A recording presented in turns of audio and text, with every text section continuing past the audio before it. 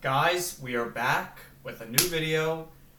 PCSA, I don't know how many times I needed to pound the table on it. I said probably 500 times that this is gonna go, right?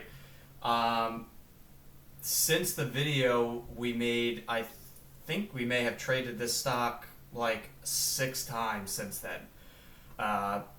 We got actually 2 huge moves out of it. We got one up to 80, we got another one up to 56. So we had multiple 50 to 100% plus runs on this. This was a great swing for the month of May, even June too. We banked on this stock like literally, I think I lost count at like 10 times. I mean, it was unreal. I haven't abused a stock like this in a while. It was amazing. It was great. So now we have another one, okay? DHAI. I'm going to tell you a little bit about it, tell you why I love it, and, you know, I'll tell you what I'm looking for, and you guys tell me if you're interested or not. So DHAI, it's another healthcare stock. It's a med device. It's actually a robot. It's more of like the robotics angle. But as you guys know, if you follow me, I really don't care about any of this stuff. All of these companies are terrible. They're all trash. They're not long-term holds. I'm not a financial advisor. I do not have a degree. But, you know, this is not something that you're going to buy and leave it for 5 years and check back and nothing like that. We're strictly traders looking for a trade on this, okay? That's what I'm looking for. That's what you guys should look for as well. And I'll tell you a little bit why I think that we can get a really nice trade out of this. So first thing is that it's a bio stock, right? Bios have been running hot. Bios always run hot. That's just what it is. They always run big and they always run hard, especially when they get going. This one, interesting enough, it has never had a huge run, which I'm surprised about after I tell you more about it.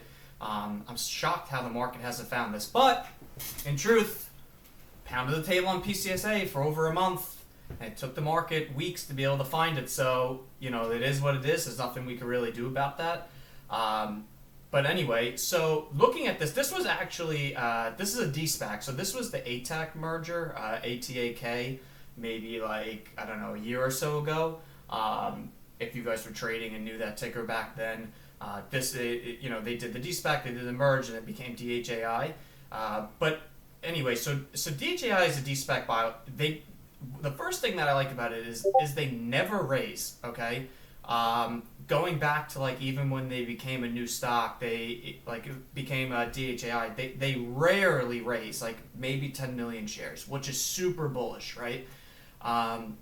Because if you know my style of trading, I don't like buying things that are heavy diluting. Obviously, I'll play bounces and stuff, but for swings, especially for videos, I want to try to make things as, you know, the best of the crappiest ones, because again, these are all terrible companies.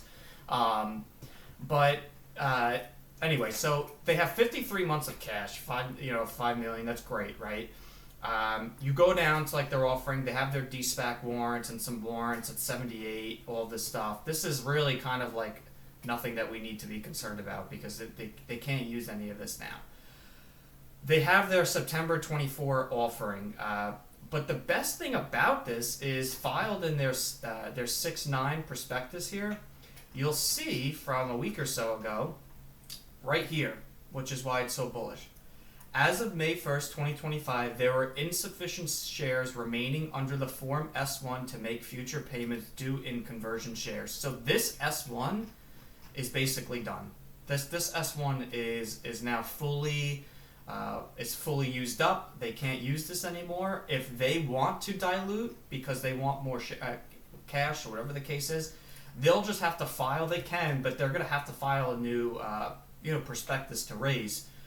Which they haven't, and in truth, I don't see any reason why they would, because they haven't shown any signs of dilution anyway. So we basically have another D-SPAC bio.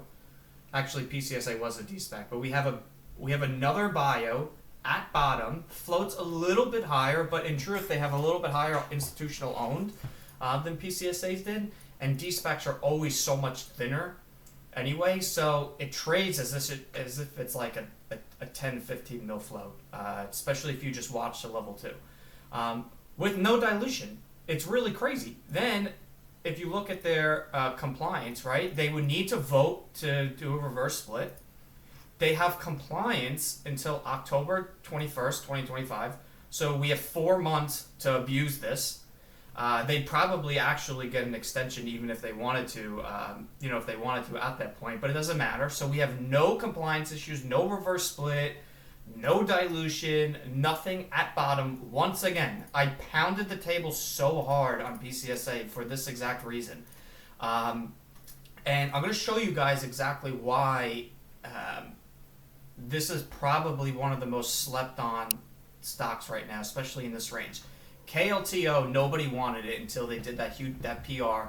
It ran huge. We saw the move that KLTO did, right? I'll pull KLTO up. It's a higher float, almost double the float as DHI. It's another D-SPAC bio, right? That isn't diluting. We saw the move that this thing made. It just went absolutely ridiculous. But even before the news, it went like 20 to like 56 in a day. D-SPACs run so hard. So it's the perfect sympathy to KLTO, right? That's the first thing.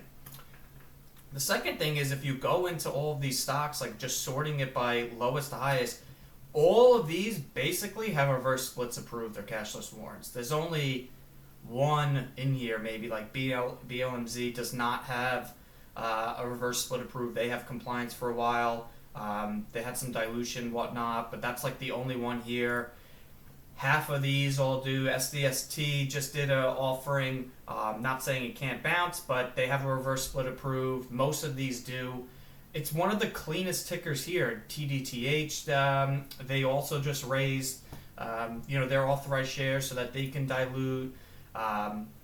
So under 30, it's without a doubt one of, if not the cleanest tickers under 30. This is the same exact thing I said about PCSA. It's the same exact thing. And the coolest part is, if we pull up the chart, is take a look at PCSA's daily, right? I'm sorry, that's the weekly. Take a look at PCSA's daily. It's the same exact pattern, right? Fell down from $1, basically on low volume, came all the way down to 20 cents. They weren't diluting here at all. I mean, look at the volume up here. You're talking like a few 100,000, if so, a day. I mean, it's nothing. It just got shorted down. You see how it just got pushed down the entire time to where it found the bottom? Now, take a little mental screenshot of this. Now look at DHAI. It's the same exact chart. It's the same exact thing. We have a gap up here at 62. Same exact thing. They're not raising. They're not even raising up here. It's just low volume. Like, it's just low volume pushdowns, right? 90K shares. We had a couple spikes. But it's just low volume pushdowns for the entire day. Then it found bottom. Now it's starting to like level off basically the same way that PCSA did right here. So what I'm looking for here is we have support right around like 20 cents below, which is where I actually started, alerting to buy. Like I didn't get 20, but right around like high 20 or like 21. I've actually even been buying 22s. But the biggest thing is you're really looking for a push through 30, right? This has never had a huge volume day. It had the highest, which was like 4.5 million. I actually played this back in May when I squeezed it first, and it had 10 million and it went to 30. But you're really looking for that strong break of 30. If you look at this weekly, I mean, over 30, it basically just skips every 10 cents. You got 30, 40, 50, 66. I mean, with volume, this will fill this gap without a doubt over here at 62. It would help if the company PRs. They haven't PR'd in a few months. They just did that one offering, and then that was pretty much it. They had like some strategic partnerships that they did over in January, but and in February. But we're probably due for news soon, if I have to guess, because they're getting to that point where you can tell it's being loaded. Like even here, like you could see that it's being accumulated here at bottom. And I'm looking for a strong push on this one. D-SPACs the the best thing about D-Specs is nobody wants them until they run huge ones. Once this has one big move, watch this be used over and over again, just like KLTO. KLTO, nobody wanted the stock until it made one big move back here, right? Made one big move back here, then you see the spikes afterwards, and then it just went absolutely ridiculous. I mean, it made like almost 2,000%, 1,500% or more. It went from bottom here. So that just shows you the power that D-Specs, actually it was 2,000%, 2,400%, which is just absolutely freaking insane. But that just shows you the power of these D-Specs on biostocks that don't dilute. Now, obviously, to get a move, I'm not saying that a DHAI will have a move like this or anything like that. But what I'm saying is that these D-Specs that get pushed down from $1 to 20 cents, a lot of them aren't diluting because they don't need to, because they just recently IPO'd, so they have the cash from their initial IPO, so they don't usually raise so much early on. So you get these push downs from shorts that push the stock down, and they end up just people just honestly forget about them and they get pushed down. TNMG it's on a bio, but TNMG was another one that I put out where it's the same thing. It was just a low float that just got pushed down on low volume. Once again, you see the setup, you see this chart, and then it just runs huge, 28 to $1.50 actually. I think it may have even went more, to $1.30. That just shows you another D-SPAC. They make these huge moves like this. So DHAI, this is without a doubt my top watch and my top swing. Obviously, this is not financial advice. I don't know what will happen. Maybe it breaks down, or maybe they do another offering and the stock gets pushed down. But as of right now, it's completely clean. I really don't see any risk whatsoever. It's just low volume pushdowns. I mean, if they do an offering or something, that would, this would all change, of course. But for right now, this is my top watch. This is my top swing. Bios have been super hot. I know everyone's talking about oil, but look at all the stocks that have been running. A lot of them are bio stocks. Oil... not that I'm an oil bear, but the truth is that there's only so many oil stocks, and half of them are such are so heavy because there's so their market caps are so big that in truth, like, retail can't do anything about them. So retail really only has a few stocks to choose from, and people like cheap stocks. I mean, you look at oil stocks, most of them are over $1 or $2, and so even though I know it's been the biggest headlines, I just don't see oil being like such a huge theme. If it is, it's going to be short-lived, in my opinion. Like, even owner, I mean, they're diluting, but like, if the fact that this is still at 50 cents just tells me that the steam just does not catch with the market. Again, that's just my personal opinion. I could be wrong. Everyone, that's completely fine. But that's just what my opinion is. And you look at the stuff that's running, and that's the thing. Same thing.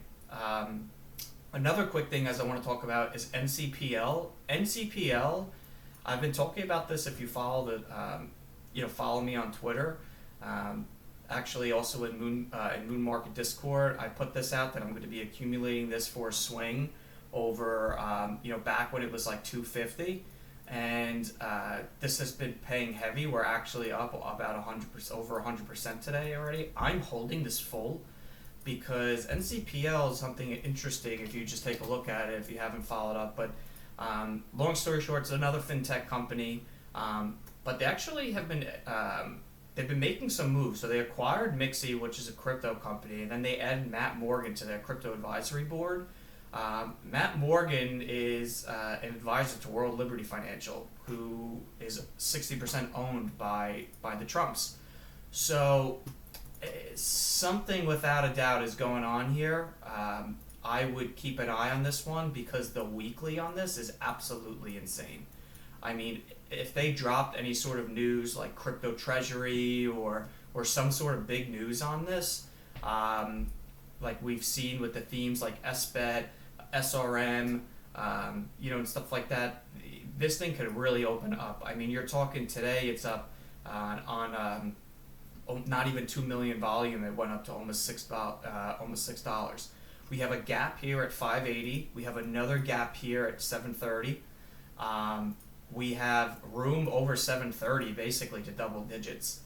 And then if it could somehow get pushed with a PR, if they do put a PR out or whatever the case is, I mean, the room on this is just insane. So I'm in this. I actually even added more on the dip today. I'm holding it full.